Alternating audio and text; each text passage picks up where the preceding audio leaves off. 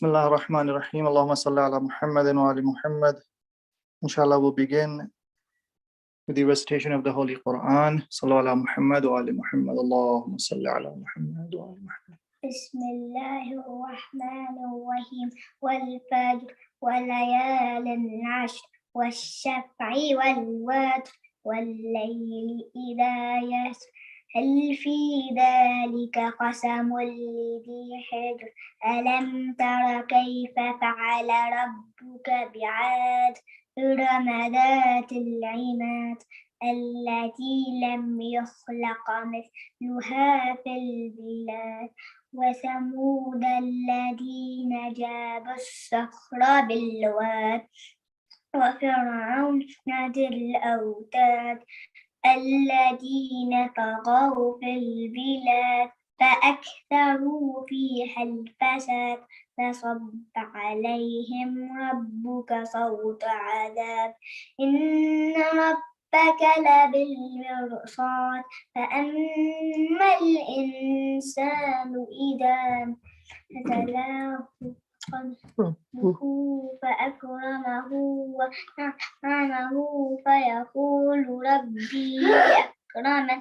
وأما إذا مبتلى فقدر عليه رزقه فيقول ربي أهانن يقول كلا بل لا تكرمون اليتيم ولا تحاضون على طعام المسكين وتأكلون التراث أكلا لما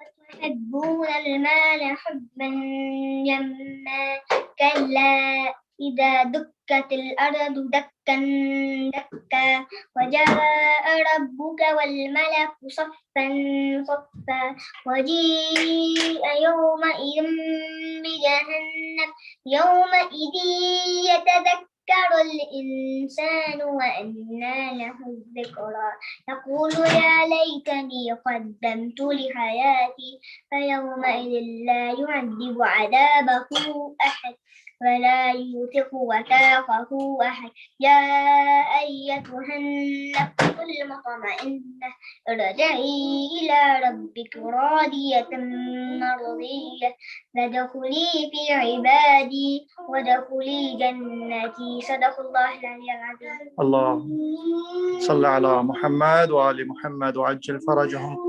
Inshallah, we'll move on to the lecture by our respected scholar, Sheikh Mahdi. Please welcome him with another salawat. Ala Muhammad wa ali Muhammad. Allahumma salli ala Muhammad wa ali. أعوذ بالله من الشيطان الرجيم بسم الله الرحمن الرحيم الحمد لله رب العالمين والصلاة على رسول الله وعلى آله الطيبين الطاهرين وأصحابه المنتجبين سيما بقية الله في الأرضين عجل الله تعالى فرجه الشريف ولعنة الله على أعدائهم أجمعين إلى قيام يوم الدين رب اشرح لي صدري ويسر لي أمري واحلل عقدة من لساني يفقهوا قولي. Inshallah, before we begin by continuing our reading of letter 31 of Nahj al-Balagha, that Amir al-Mu'mineen alayhi salatu wasalam is advising his son, admonishing him with life lessons in the form of a will. We just again want to take this time to send our prayers, our support to all of those who are being oppressed in the world as the death toll of those whose lives were taken unjustly in Afghanistan rises. Number of school children who, for no crime of their own, their blood spilled, and of course our brothers and sisters in Palestine, that the continuing occupation of their land continues and has intensified over the past few days, and all the Muslimin, Mu'mineen across the world who are experiencing these difficulties as a result of the oppression. We ask Allah subhanahu wa ta'ala to grant them victory that is near and that is swift. And we ask Allah subhanahu wa ta'ala to awaken us and to inspire us to perform our responsibilities, the duties that we have towards those who are being oppressed and against the oppressor, inshallah. Turning to the letter, we came to this point that the Imam had returned to the reason why he's writing the letter to his son, and he's focusing his attention once again on taking seriously the admonishments that are stated here, and for him to contemplate. And the focus again, of course, is this notion of taqwa, and to prepare oneself, prepare one's heart, prepare one's soul to go on this life's journey, to live as a muttaqi, and to try and be in the pleasure of God. So we arrived here now. The Imam states, and we'll read again. Try to read a little bit more tonight too, picking up the pace. فَتَفَهَّمْ يَا بُنَيَّ وَصِيَّتِي. My dearest son, endeavor to comprehend my exhortations. وَاعْلَمْ أَنَّ مَالِكَ الْمَوْتِ هُوَ مَالِكَ الْحَيَاةِ وَأَنَّ الْخَالِقُ هُوَ الْمُمِيتُ وَأَنَّ الْمُنْفِيَ هُوَ الْمُعِيدُ وَأَنَّ الْمُبْتَلِيَ هُوَ الْمُعَافِي. And know that truly the master, the owner of death, is also the master of life. That the creator is also the destroyer, that the destroyer is also the renewer, and that the one who brings affliction also brings relief. Again, trying to remind his son about these basic theological premises of how we understand Allah subhanahu wa ta'ala. That Allah is the owner, He's the maintainer, He is the giver of all the experiences that we have in this world. The good and the bad, and that's how we frame them. The easy and the difficult. So for the Imam, it's really important, speaking to a younger person, that in life you're going to have these, diverse experiences. Don't think that only the ones that are good are God showing favor to you, God responding to your efforts positively, a sign that God is pleased with you. No. This is unfortunately one of the the fallacies, the struggles that many religious people have, and it's not even just within an Islamic context; it's within other religious contexts too. And this is from my experiences speaking with people, especially in vulnerable times when they're in the hospital. Many of them express this in one way or another. That when I speak to them about their emotions, their feelings, their spirituality, their connection with God, their religious convictions, many of them will share that, I'm a good person and I'm loyal and committed to God. Those of them who are Christians say, I go to church, I attend church regularly, and I can't understand why this is happening. What they had understood, what they've been told is that, well, if you do good, then, God will interact with you positively. God will reward those who are good, who are righteous, who are observant. So when something like this happens, they're kind of surprised and confused. And they think then that God is not pleased with them. And for some, it leads to an erosion of their faith. It may lead to a complete breakdown because they understood their faith, their commitments to come with certain guarantees that either bad things would not happen to them or they would not be seriously challenged in life. So the Imam is telling his son that you're going to have good and bad days. You're going to have experiences and events that are incredibly joyful, and you're going to have those that are not so great. This is not a sign of a failure in life, and there's no reason for you to become helpless or hopeless. In Surah An-Najm, Allah subhanahu wa ta'ala states, among many other places, in beginning from ayah 39, Bismillah ar-Rahman ar-Rahim, وَأَنْ لَيْسَ لِلْإِنسَانِ إِلَّا مَا سَعَى. And nothing belongs to humankind except for what they strive for. وَأَنَّ سَعْيَهُ سَوْفَ يُرَى. And that they will soon be shown the results of their endeavors.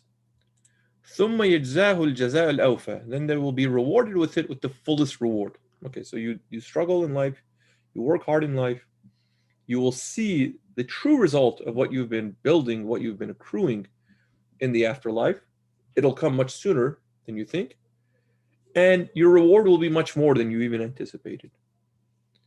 So that's one side of it. You got to work hard. But at the same time, remember, وَأَنَّ إِلَىٰ رَبِّكَ الْمُنْتَهَى. Everything is moving towards your Lord. That your end, your goal shall be your Lord. Okay. And your Lord is one, وَأَنَّهُ هُوَ أَضْحَكَ وَأَبْكَى وَأَنَّهُ هُوَ أَمَاتَ وَأَحْيَا. Your Lord is one who makes you, humankind, laugh and weep. And he is one who brings death and gives life. So all of these are meant to find their place within a theology that is not only just theoretical, but also a practical, a lived theology, that people remember that. So to break any of these, these associations, constructing these binaries that are problematic. So the Imam then continues. He says, وأن الدنيا لم تكن لتستقر إلا على ما جعله الله عليه من النعماء والابتلاء والجزاء في المعاد أو ما شاء مما لا تعلم. He says, also know that the world could never be except as God has made it, with its blessings and afflictions, and either recompense in the hereafter or whatever God wishes, about which you don't know. Again, it's about trusting the system of God, how God has made this earth, and for us to work through that system, despite us not fully understanding it. That's okay.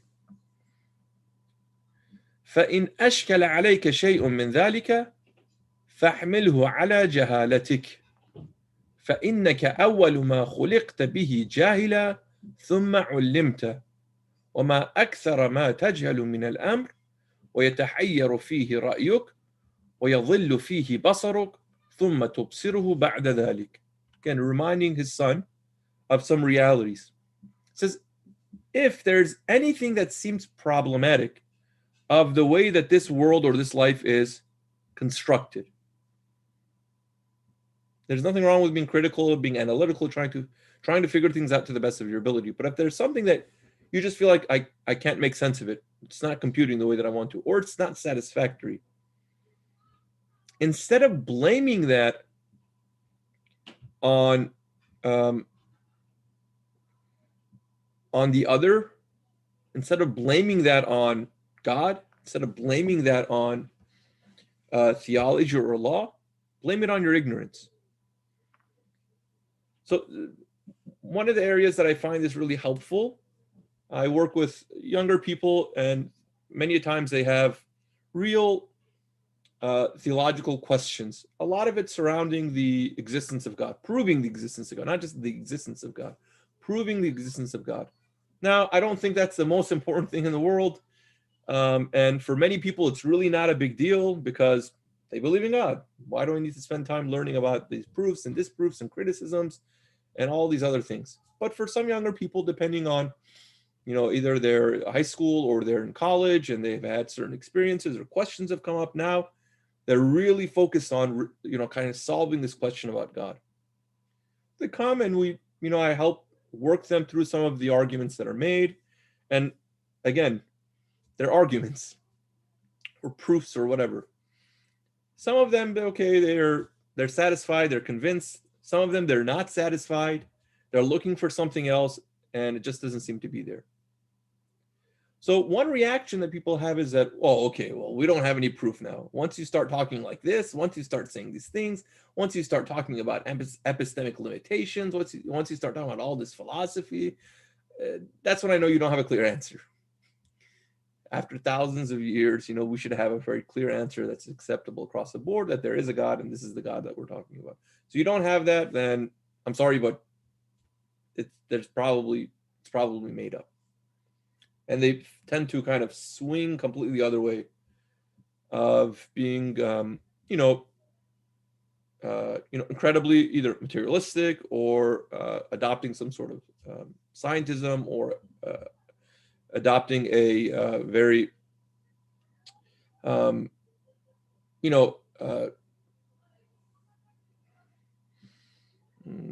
empirical way of looking at the world. Anything that I can measure is what I believe in. Some of them end up coming out of that and finding a balance when they understand the constraints of that too. Some don't. But here again, it's a general principle. When you're trying to understand something about the world, you have to understand one thing. The world, the universe, how it works, it's bigger than you and I. Number two, our understanding of the world is advancing, we hope.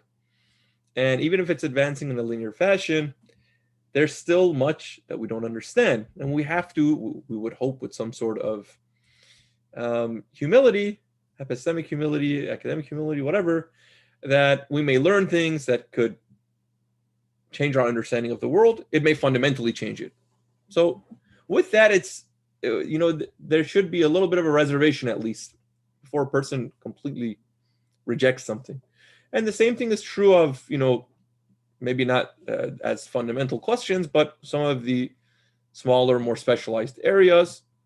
Spend some time to, learn the information that's available, the knowledge that's available, understand its advancement, and understand what its constraints are and what the future could hold. But to wholesale ignore things because you find them unsatisfactory is unwise, and it can be dangerous too. Right? So if there's anything that seems problematic in the bigger scheme of how God has organized the universe, for sure blame that on your ignorance, and still pursue your search for answers. No problem. No one's saying that, hey, you're ignorant, be quiet. No. And in certain applications, the application of lived Islam, its ethics, its law, its morality, whatever, all of those things, its political manifestations, all these things are going to have shortcomings, some of them more than others. To, again, wholesale reject or ignore, I find it unhelpful. So blame it on your ignorance, the Imam says. For from the beginning, you were created ignorant. وَأَخْرَجَكُم مِّن بُطُونِ أُمَّهَاتِكُمْ لَا تَعْلَمُونَ شَيْئًا. When we brought you forth from the wombs of your mothers, you didn't know anything. So we were created ignorant, and then we were taught. We learned these things. And there's so much of which the Imam says you are ignorant of. Again, that famous of what we know and what we don't know, it's incomparable. What we do know is really just a drop in the ocean of what we don't. Then after that, you will see. Right? So give yourself time. So hold fast to the one who created you, provided for you, and fashioned you. فَاعْتَصِمْ بِالَّذِي خَلَقَكَ وَرَزَقَكَ وَسَوَّاكَ وَلْيَكُنْ لَهُ تَعَبُّدُكَ وَإِلَيْهِ رَغْبَتُكَ وَمِنْهُ شَفَقَتُكَ. So let your devotion and yearning be only for him, for God, and fear only him. Okay, that's the first thing. So be in good relationship with God. I think for younger people, it's really important. We can plant those seeds that they don't have these existential crises once they come of like high school, college age. That would really be a great. We would have a great leg up, to do that. Again, being proactive instead of being reactive. And younger people they're very intelligent, and they're definitely capable enough to understand more than enough of what they need about these religious arguments, these theological arguments as high schoolers. I teach high schoolers. I teach them basic logic, basic philosophy, basic Islamic theology, basic philosophy of religion. Many of them don't enjoy it because it's just not their cup of tea, but they understand it. And if they're challenged to actually engage in it, then for the most part, they understand the basics there. And at least if they have a question, they know where to look, and they have a better frame of mind to look at the issue. Okay, let's move on. There's a lot to say here, but again, in its right time, we can return to these passages and use them as guidelines to build out projects and initiatives. وَاعْلَمْ يَا بُنَيَّ أَنَّ أَحَدًا لَمْ يُنْبِئَ عن الله سبحانه كما أنبأ عنه نبيا صلى الله عليه وآله فرض به رائدا وإلى النجاة قائدا فإني لم آلك نصيحة. Okay, now that you've kind of resolved those basic theological issues, know, my dear son, that no one has told us about God as his messenger has. Peace and blessings be upon him and his family. So be content with him as a guide, as one who will lead you to your success and your salvation in life. Heed my advice, for I have not fallen short in my goodwill to you. وَإِنَّكَ لَن تَبْلُغَ فِي النَّظَرِ لِنَفْسِكَ وَإِنِ اجْتَهَدتَ مَبْلَغَ نَظَرِي لَكَ. And he says that you shall never be concerned for yourself, no matter how hard you may try, as I am for you. Again, remember that statement that the Imam makes early on in the will. It says, I looked inside myself, I found you. And it's as if you are not just a part of me, but me fully, me really. So again, he says that what I'm saying here for you is not just because I'm a father and I want what's best for you. I want what's best for myself. And I found this to be a reality in my life, holding firm to the guidance of the Prophet, peace and blessings be upon him, and really making him the exemplar in our lives. There's a reason why we hold firm to the Sunnah of the Prophet, because he provides the example of how a person's meant to live their lives. Now, you may say there's some translation that needs to happen as far as time and space. Fine. But again, we use him as the model. And not just, we don't want to lend lip service to that. We actually want to be serious about what that means. We have to ask ourselves, that statement to say, what would Jesus do? Christians ask themselves. And we should ask ourselves that too. And we should ask ourselves the same thing about the Prophet. It's not to use that, to surmise or to, engage in conjectures and construct a religious practice that's based on these conjectures. No, but at least use that as a starting point, and using the tradition that's available to best understand what the prophetic practice would be in these circumstances. Those basic things. Do you think the Prophet would find these practices acceptable or problematic? This way of life acceptable or problematic? Reacting to what's happening in the world, how would he react? Would he find this acceptable or problematic? So those kind of questions are helpful, because at least they help us understand broad strokes. This is unideal. This is ideal.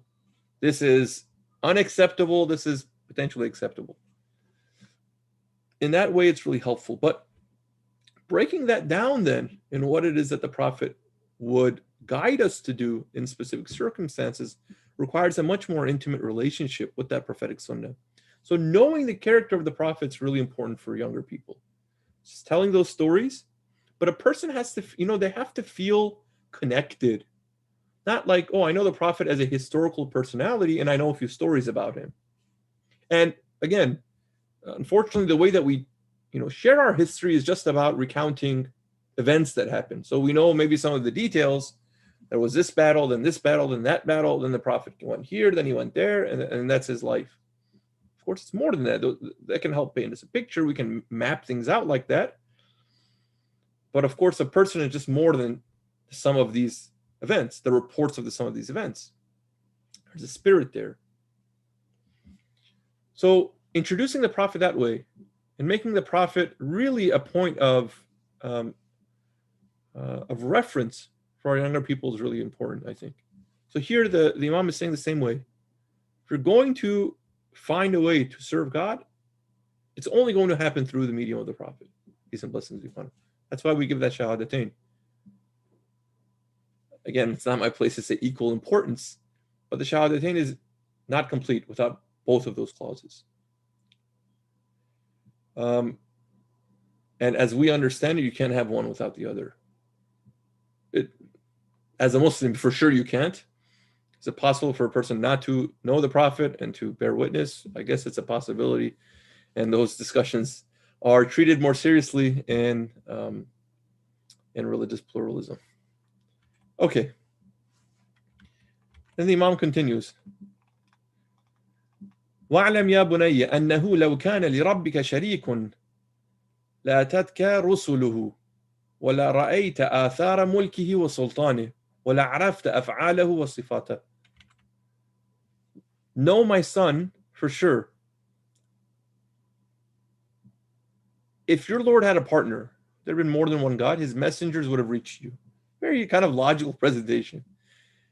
If there was more than one God, then the way we understand God, there would be some sort of representation, there would be some sort of message, there would be a communication.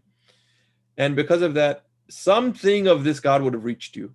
So his messengers, you would have seen the signs of his dominion, you would have known his actions and his attributes. Right? Quran speaks about this. Had there been more than one God, then the earth would not be in harmony. La fasadata. There would be some sort of discord. So we don't, again, for the most part, we don't observe that. Those technical conversations, where I said in theology, this thing comes up all the time. But that's the claim the Quran is making. We don't see that. If anything, we see these contradictions because of our engagement with the world. That shouldn't be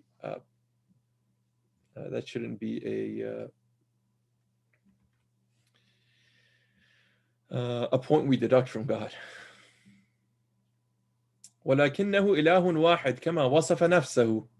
Rather, he's one God, as he describes himself. لا يضاده في ملكه أحد ولا يزول أبدا ولم يزل. That no one rivals him in his dominion, he shall never perish, and he has always been. Again, some of these are describing God.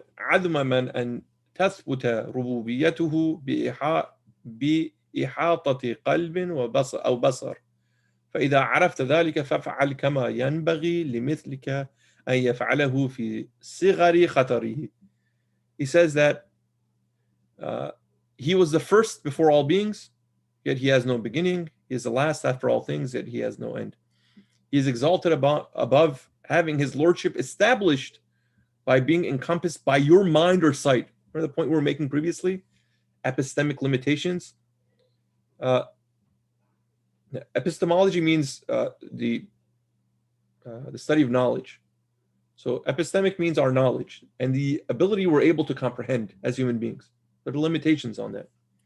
So again, the Imam is saying if you find some of these constructions, imaginations, descriptions of God unsatisfactory, because you want to have full understanding over it, where in your mind is kind of like it has authority and control over it, you're not going to be able to do that. Your abilities will not allow you to fully comprehend the reality of God. So don't drive yourself insane trying to do that. So once you come to learn this, the Imam says, then act as the likes of you should act.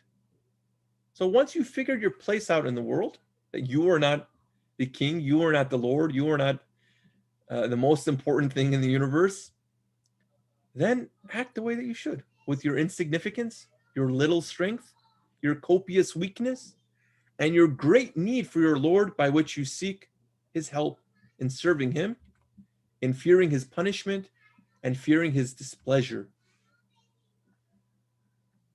وقلة مقدرته وكثرة عجزه وعديم حاجته إلى ربه في طلب طاعته والخشية من عقوبته والشفقة من سخطه فإنه لم يأمرك إلا بحسن ولا ينهك إلا عن قبيح. For he has only commanded you to do what is good and has only forbidden you that which is evil. Again, this idea that what God draws us to are things that are good for us. They're good in and of themselves, again, as we theologically understand them, but they are good for us. So if we're tasked to do something, it's good for us, even if we don't find it all that enjoyable.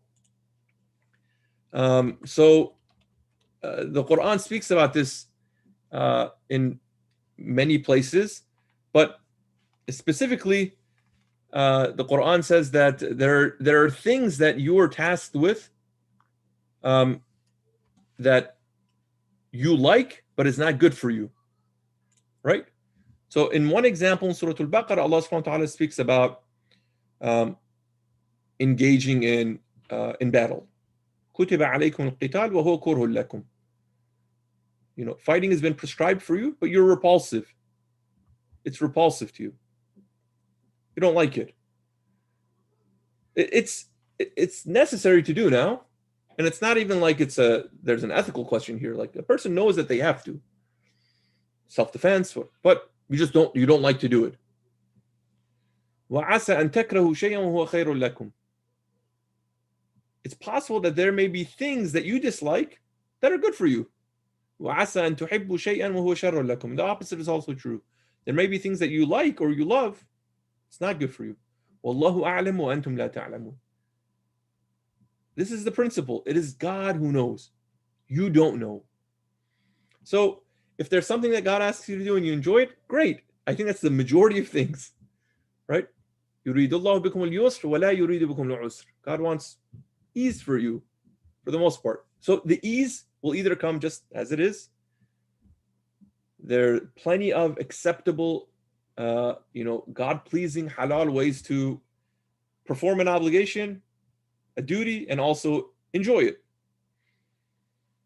Then there are things that are a little more difficult, but ultimately they're better for us, and they will lead us to live easier lives in the bigger picture, in the long run. Right? So think about a person who's being educated, who's learning how to work smarter. You can work hard as much as you want, but once you start to learn how to work smarter is when you become more efficient in your work. If you learn how to develop a program, a process that allows you to, reduce the time it takes to perform a certain task, you're working more efficiently. Great. Instead of spending an hour to do that task, you spend 45 minutes. So that 15 minutes is yours now. But to get to a point where we can create these processes, this efficiency, we probably have to work hard. We have to learn something. We have to put ourselves in a position of discomfort. But we reap the rewards eventually. So same way, يُرِيدُ اللَّهُ بِكُمُ الْيُسْرَ. God wants ease for you. But that ease sometimes comes with a little bit of struggle, a little bit of pain. So you go through that. But once you start kind of like fighting that, and you want to kind of exceed those bounds, that's where you get into places where you begin to commit yourselves. You begin to enjoy. You begin to lust after things that are not good for you. They may give kind of a momentary and immediate pleasure, but in the long run, it's bad for you. And in many cases, you know it. But you're living in the moment. You're not thinking about your picture. So again, here, the Imam is drawing his son's attention to that. Be careful that momentary and instantaneous pleasure that may come from doing something that's not religiously sanctioned is only going to hurt you in the long run. So once you figured out the nature of this relationship, commit to it. Not only do I want your good, and I'm telling you to do it, but if you truly understand, believe, and are convicted in the existence and the care of God, commit yourself to that. What reason do you have to doubt? And in times of difficulty, remind yourself of these principles, that you are going through a process that allows you to live with ease, and you'll be able to kind of work and live smarter and more efficiently.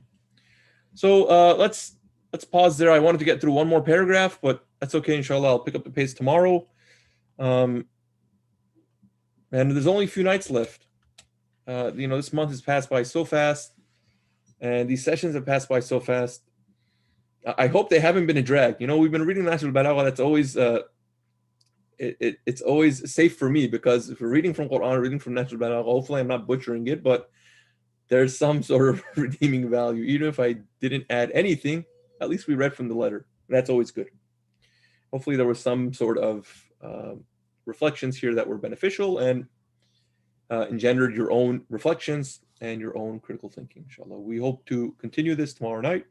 We ask Allah subhanahu wa ta'ala to make us those who hear this admonition and act on it, inshallah. We ask Allah subhanahu wa ta'ala to protect us and to protect our children, to make us believing families, Muslim families, and we may, inshallah, perform our obligations, living in these circumstances, in this time, in this space. And we ask Allah subhanahu wa ta'ala to make us true servants of His, that He is pleased with our conduct. And as He is patient with our growth, with our learning, may we also learn to be patient in appreciating the divine system, inshallah. Walhamdulillahi Rabbil Alameen. Assalamu alaikum jami'an wa rahmatullahi wa barakatuh.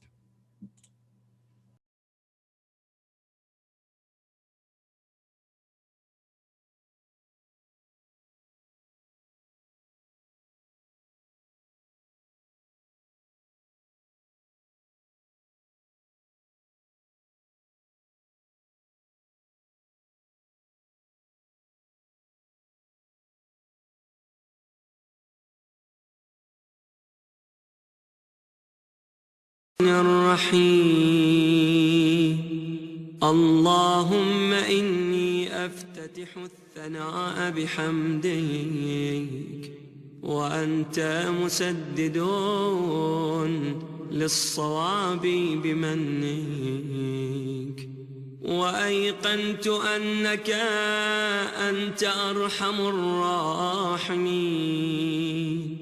في موضع العفو والرحمة وأشد المعاقبين في موضع النكال والنقمة وأعظم المتجبرين في موضع الكبرياء والعظمة اللهم أذنت لي في دعائك ومسألتك فاسمع يا سميع مدحتي وأجب يا رحيم دعوتي وأقل يا غفور عثرتي فكم يا إلهي من كربة قد فرجتها وهموم قد كشفتها وعثرة قد أقلتها ورحمة قد نشرتها وحلقة بلاء قد فككتها الحمد لله الذي لم يتخذ صاحبة ولا ولدا ولم يكن له شريك في الملك ولم يكن له ولي من الذل وكبره تكبيرا الحمد لله بجميع محامده كلها على جميع نعمه كلها الحمد لله الذي لا مضاد له في ملكه ولا منازع له في أمره الحمد لله الذي لا شريك له في خلقه ولا شبيه له في عظمته الحمد لله الفاشي في الخلق أمره وحمده الظاهر بالكرم مجده الباسط بالجود يده الذي لا تنقص خزائنه ولا تزيده كثرة العطاء إلا جودا وكرما إنه هو العزيز الوهاب. اللهم إني أسألك قليلا من كثير مع حاجة بي إليه عظيمة، وغناك عنه قديم، وهو عندي كثير، وهو عليك سهل يسير. اللهم إن عفوك عن ذنبي، وتجاوزك عن خطيئتي، وصفحك عن ظلمي، وسترك على قبيح عملي، وحلمك عن كثير جرمي عندما كان من خطئي وعمدي. أطمعني في أن أسألك ما لا أستوجبه منك، الذي رزقتني من رحمتك، وأريتني من قدرتك، وعرفتني من إجابتك، فصرت أدعوك آمنا، وأسألك مستأنسا، لا خائفا ولا وجلا، مدلا عليك فيما قصدت فيه إليك. فإن أبطأ عني عتبت بجهلي عليك، ولعل الذي أبطأ عني هو خير لي لعلمك بعاقبة الأمور. فلم أر مولا كريما أصبر على عبد لئيم منك علي يا رب.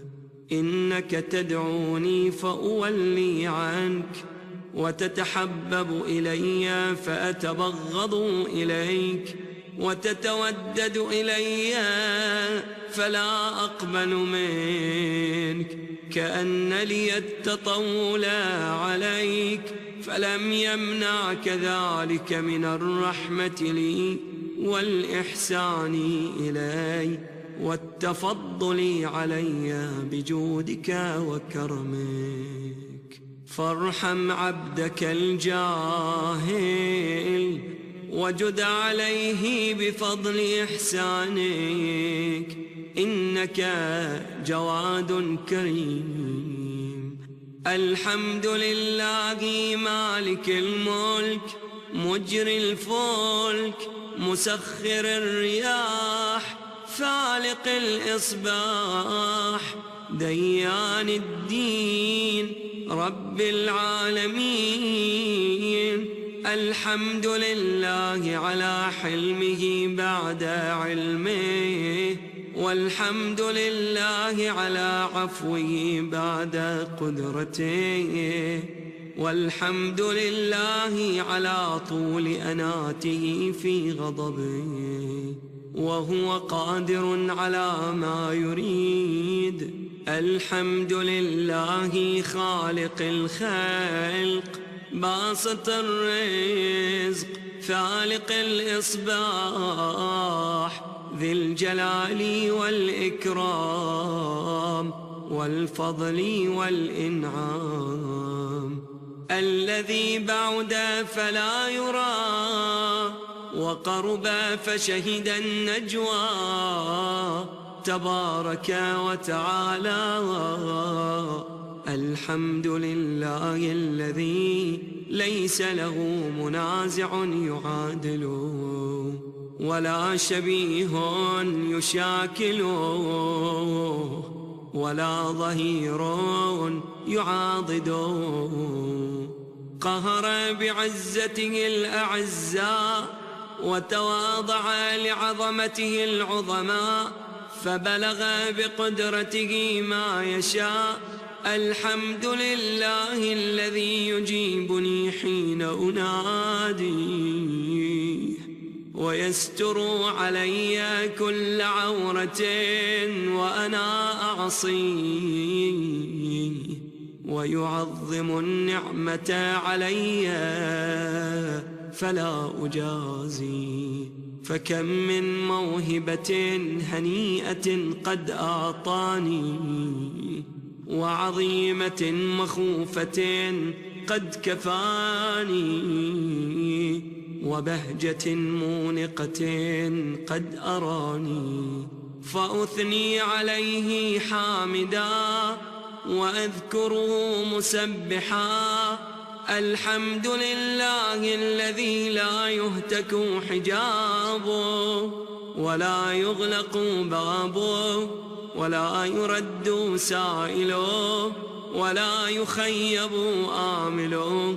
الحمد لله الذي يؤمن الخائفين وينجي الصالحين ويرفع المستضعفين ويضع المستكبرين ويهلك ملوكا ويستخلف آخرين.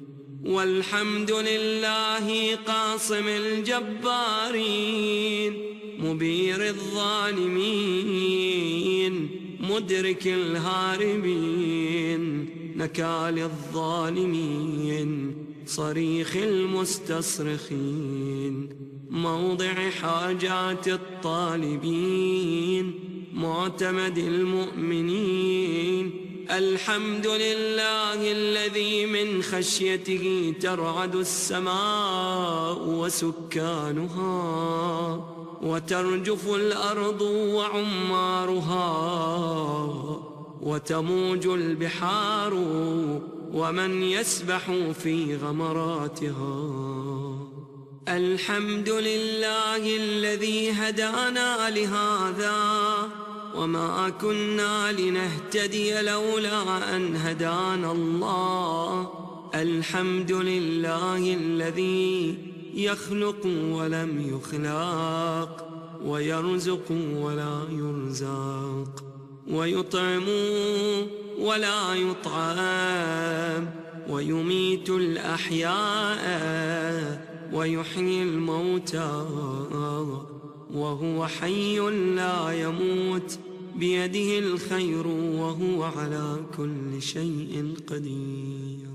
اللهم صل على محمد عبدك ورسولك وأمينك وصفيك وحبيبك وخيرتك من خلقك وحافظ سرك ومبلغ رسالاتك أفضل وأحسن وأجمل وأكمل وأزكى وأنمى وأطيب وأطهر وأسنى وأكثر ما صليت وباركت وترحمت وتحننت وسلمت على أحد من عبادك وأنبيائك ورسلك وصفوتك وأهل الكرامة عليك من خلقك. اللهم وصل على علي أمير المؤمنين ووصي رسول رب العالمين عبدك ووليك وأخي رسولك وحجتك على خلقك وآيتك الكبرى والنبأ العظيم. وصل على الصديقة الطاهرة فاطمة سيدة نساء العالمين. وصل على صبطي الرحمة وإمامي الهدى الحسن والحسين سيدي شباب أهل الجنة. وصل على أئمة المسلمين علي بن الحسين ومحمد بن علي وجعفر بن محمد وموسى بن جعفر وعلي بن موسى ومحمد بن علي وعلي بن محمد والحسن بن علي والخلف الهادي المهدي حججك على عبادك وأمنائك في بلادك صلاة كثيرة دائمة. اللهم وصل على ولي أمرك القائم المؤمل والعدل المنتظر وحفه بملائكتك المقربين وأيده بروح القدس يا رب العالمين. اللهم اجعله الداعي إلى كتابك والقائم بدينك استخلفه في الأرض كما استخلفت الذين من قبله. مكن له دينه الذي ارتضيته له أبدله من بعد خوفه أمنا يعبدك لا يشرك بك شيئا. اللهم أعزه وأعزز به وانصره وانتصر به وانصره نصرا عزيزا وافتح له فتحا يسيرا واجعل له من لدنك سلطانا نصيرا. اللهم أظهر به دينك وسنة نبيك حتى لا يستخفي بشيء من الحق مخافة أحد من الخلق.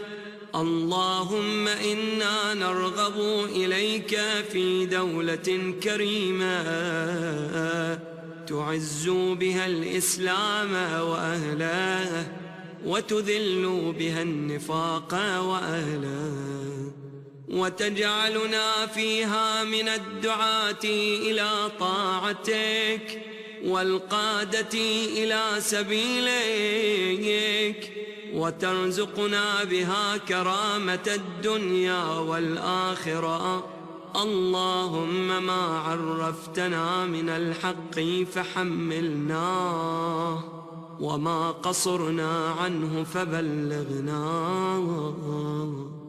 اللهم المم به شعثنا واشعب به صدعنا وارتق به فتقنا وكثر به قلتنا وأعزز به ذلتنا وأغن به عائلنا واقض به عن مغرمنا واجبر به فقرنا وسد به خلتنا ويسر به عسرنا وبيض به وجوهنا وفك به أسرنا وأنجح به طلبتنا وأنجز به مواعيدنا واستجب به دعوتنا وأعطنا به سؤلنا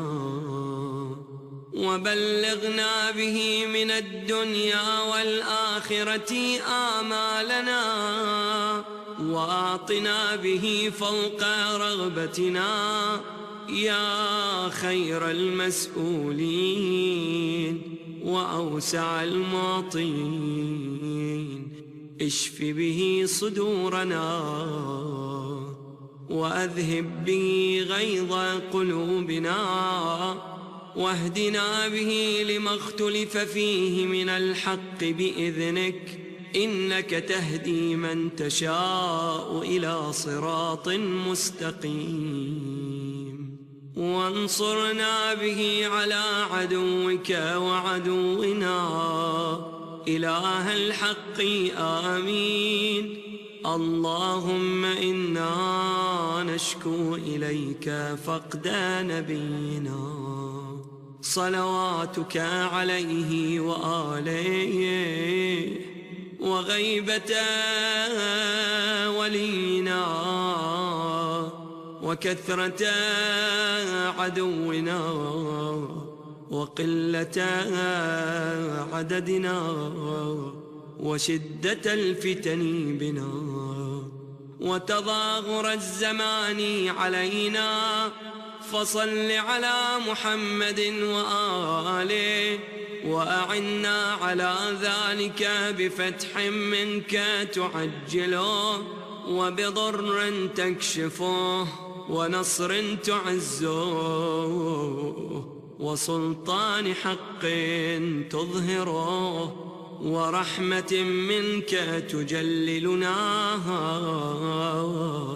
وعافية منك تلبسناها، برحمتك يا أرحم الراحمين. صل على محمد وآله الطاهرين.